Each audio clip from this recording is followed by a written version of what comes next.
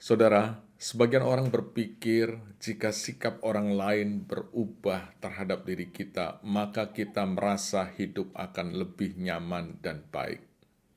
Padahal kenyataannya tidak seperti itu, justru sebaliknya. Jika kita mengubah sikap kita terhadap mereka, maka suasana hidup kita pun akan berubah. Namun seringkali keputusan seperti ini justru dianggap merugikan diri sendiri. Lalu apa yang harus kita lakukan? Ikuti video ini sampai selesai.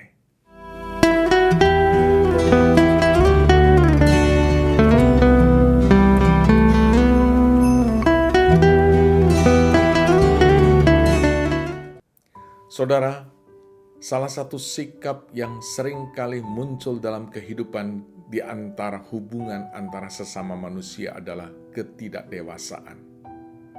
Ketidakdewasaan atau sikap tidak dewasa ini bukan hanya terjadi dalam kehidupan orang-orang yang masih berusia muda, namun tidak jarang orang yang kita anggap sudah senior, sudah berusia tinggi, namun sikapnya masih kekanak-kanakan. Benarlah pepatah yang mengatakan, menjadi tua adalah harus, tapi menjadi dewasa adalah sebuah pilihan. Salah satu faktor yang membuat sikap seseorang menjadi tidak dewasa adalah mempertahankan sikap egois. Sebuah sikap yang hanya mementingkan diri sendiri, tidak memikirkan kepentingan orang lain, yang hanya ingin dimengerti, namun tidak berusaha untuk mengerti keadaan orang lain. Sikap seperti ini justru menimbulkan banyak masalah dalam hubungan antara sesama. Dan ketidakdewasaan ini juga mengakibatkan banyak hal terjadi dalam kehidupan kita menyangkut hubungan. Dalam segala aspek kehidupan, mulai dari keluarga, hubungan suami istri, orang tua anak, bahkan sesama saudara, antara menantu dengan mertua.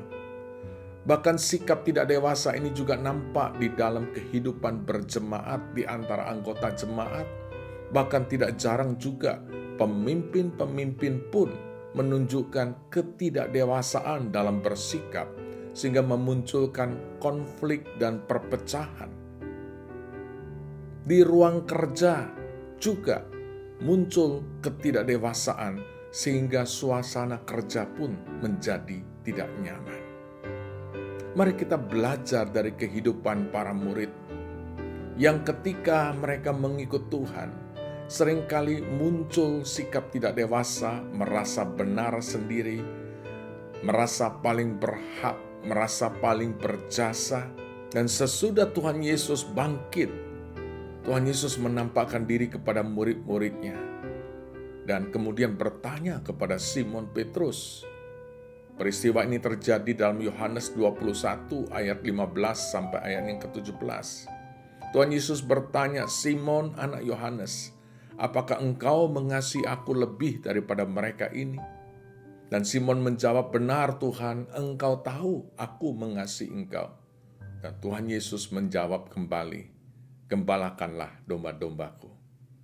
Saudara, 3 kali Tuhan Yesus bertanya, "Apakah engkau mengasihi aku?" Tuhan Yesus juga mendapat jawaban dari Simon, jawaban yang sama 3 kali. "Benar Tuhan, aku mengasihi engkau." Dan Tuhan Yesus memberikan satu pesan khusus, "Gembalakanlah domba-dombaku." Artinya, kalau Simon menjawab engkau mengasihi aku, Tuhan Yesus tidak menuntut berikan hartamu lebih banyak. Tuhan Yesus tidak menuntut sesuatu yang lain, tapi Tuhan Yesus menuntut bukti kalau engkau mengasihi aku, gembalakan domba-dombaku. Apa yang perlu kita pelajari dari pesan Tuhan Yesus ini? Paling sedikit ada 3 hal. Yang pertama adalah, domba tidak mungkin menggembalakan domba. Setelah sekian tahun lamanya, para murid termasuk Simon Petrus mengikut Tuhan. Mereka selalu muncul sikap tidak dewasa.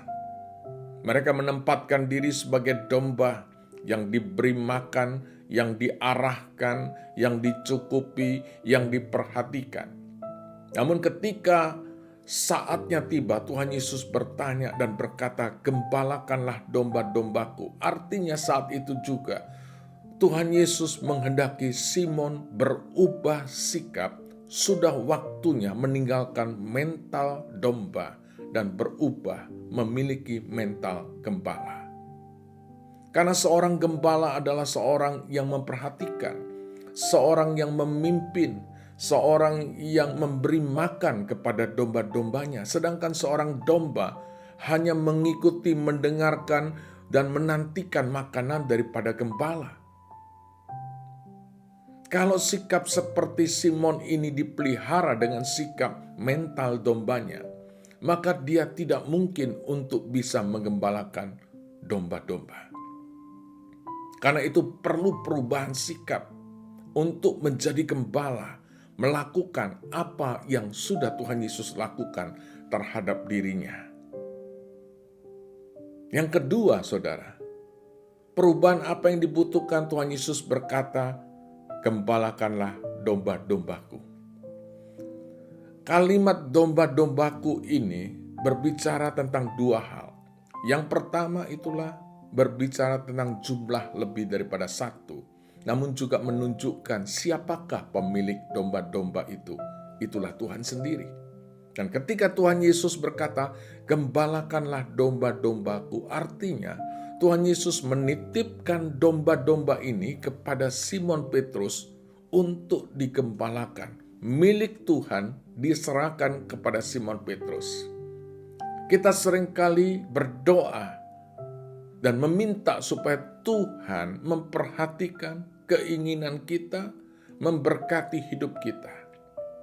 Namun ada saatnya Tuhan meminta kita berubah, bukan hanya ingin diperhatikan, tetapi mulai belajar memperhatikan dan memanage milik Tuhan. Itulah domba-dombanya.